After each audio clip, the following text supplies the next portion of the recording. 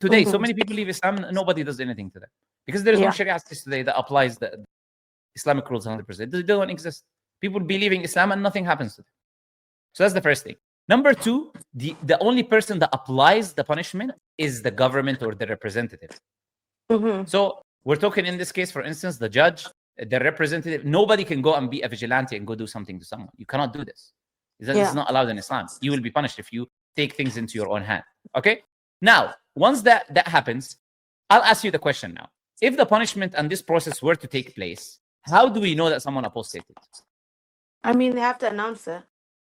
They have to announce it. So the only way you can know someone apostated is that person comes out there and tell you, I have committed apostasy. Now, what happens when it's reported to the authority, let's say, or for example, that they have apostated? They bring the individual.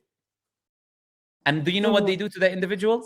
There's something called the period of repentance. They will answer their question. They will ask them, why did you leave Islam? What was the issues? They will bring them a scholar. You know, it's like similar to what's happening right now. Right? Yeah. So they will bring, that's how the process is. They will bring them to a person of knowledge who deals with them, who talks to them. It's a case of a Jewish person who accepted Islam and then left it. There was two of the companions, I believe, Abu Musa al-Ash'ari or Abu Sa'id al-Khudri, one of them, and Mu'adh. And he was talking to him for over 20 days, trying to basically answer his doubts, explain, why did you leave the religion? What's wrong? So they were trying to apply this period of repentance. So that's what's going to happen. You'll talk to the person. You'll try to bring them back to the faith. You'll try to answer their doubts and remove their misconceptions, because this is what happens. People lie to you, tell you things which are not true. Now, how long is this period? It's minimum 3 days, and it can go up to, there's no limit according to the judge. So if the judge sees this is working, the person is actually learning, he's actually realizing that he's being deceived, the information is actually learning now the reality and the truth, this period can take a long time. Okay? So the intention of Islam is never to punish the person. But now let's say, even after all of this, how can the person still avoid the punishment? Yes, they can. If they let's say they lie and say, you know what? They will say to him, okay, if this period of repentance ends, you don't come back to Islam, there's a punishment. The person can say, okay, I'm back to Islam. Even if he's a liar, can you know the truth? Can you know what's in his heart?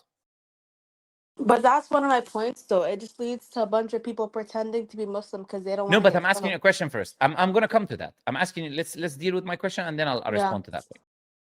If he says, I'm back to Islam, can anybody know whether he's truly back to Islam or not? No. Do you know at the time of the Prophet ﷺ, maybe you're already familiar, there was people who are hypocrites. Munafiqun.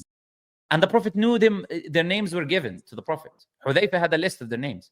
Did the Prophet punish them? No.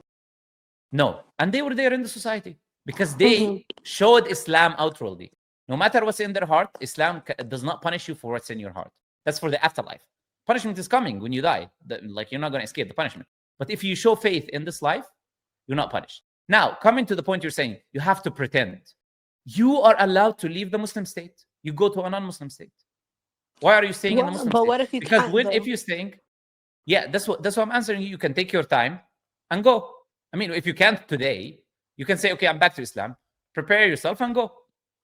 Do you realize in the battle, for instance, in the battle of Hudaybiyah, or the Prophet ﷺ, the disbelievers of Quraysh, there was one of the conditions that if one of the disbelievers leaves Islam, the Prophet to return them to the disbelievers. And that condition was fulfilled. The person leaves, the Prophet returned to the disbelievers. Now, you can't live in an Islamic state. This is the problem.